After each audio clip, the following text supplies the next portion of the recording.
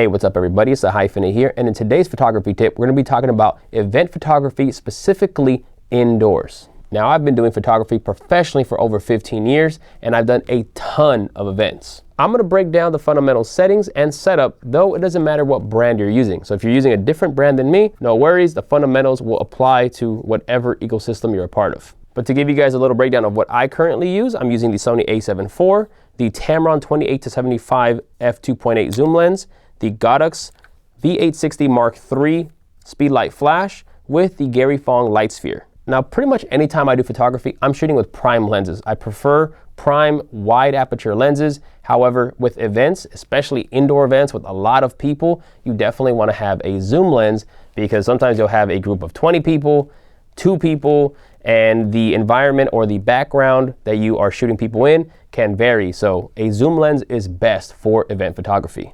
Now, there are many different speedlights out there. They have native speedlights for the camera brands, but also third-party, such as this Godox. Now, the reason I use this Godox is because it uses this lithium-ion battery instead of the old-school AA's. And this actually not only gives it a long battery life, but also allows for a fast recycle time. So if you shoot at full power, it takes a lot less time to be able to shoot the next full power as opposed to older flashes that have a slower recycle time. Now, all speedlight flashes can overheat. However, this speedlight flash tends to overheat a lot less than many other flashes I've used. And if you lower the output power, it's even less likely to overheat. Now, there are many different types of modifiers, but I've been using the Gary Fong light sphere, which is this nice dome. I've actually made a review on this many years ago when I first started this YouTube channel. This is something I've been using for over 10 years. The same one. I haven't even bought a second one. This is the same one I've used for over 10 years, and it's held up fantastically. I hate flash directly at subjects. You always get these hot spots. It's so bright and it just is not flattering on skin. A modifier, whichever one you end up using, can help dramatically. So now that we've gone over the setup, let's go over some simple settings that I highly recommend. Now, when I'm in full control over light, then I'm doing every single setting manually to get the right look that I want.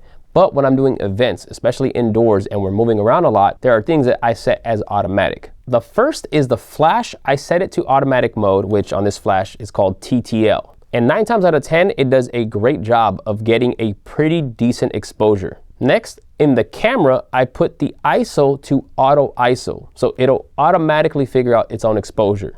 Now, when I'm shooting handheld and I'm using a camera body that has internal stabilization, like the Sony a7 IV, then I'll use a shutter speed of 1/160th. I generally do not shoot slower than 1/160th because you can potentially have more camera shake or camera movement that can blur the image a little. My aperture wide open as much as possible, which on this lens is f2.8, and then the ISO again to auto ISO. Now, when it comes to the white balance, that can vary depending on your environment. If your environment, the entire room, the entire space has the exact same lighting setup, then you can choose a specific color temperature that matches your environment. However, with most events like weddings, quinceañeras, sweet 16s, where there is a DJ, there's a photo booth, there are tables, the lighting can vary in your venue. So because of that, I generally shoot in auto white balance. Shooting handheld, 1/160th at the slowest shutter speed, aperture as wide open as possible, your ISO set to auto, white balance set to auto, flash set to TTL, which is auto, and I highly recommend a modifier such as the Gary Fong light sphere. Now, on this channel, I have various playlists with a lot more tips, such as a playlist for just photography, a playlist for flash photography, and many more. So go ahead and check those out. If you're interested in any of the gear that I use, I do have links in the description where you can purchase them. It doesn't change the price you get it at, but it does help this channel. Hopefully this video helped you. If it did, please drop a like on this video, drop a comment below if you have any questions, and please make sure to subscribe. I have a lot more videos coming soon. I'll catch you guys in the next one. Peace.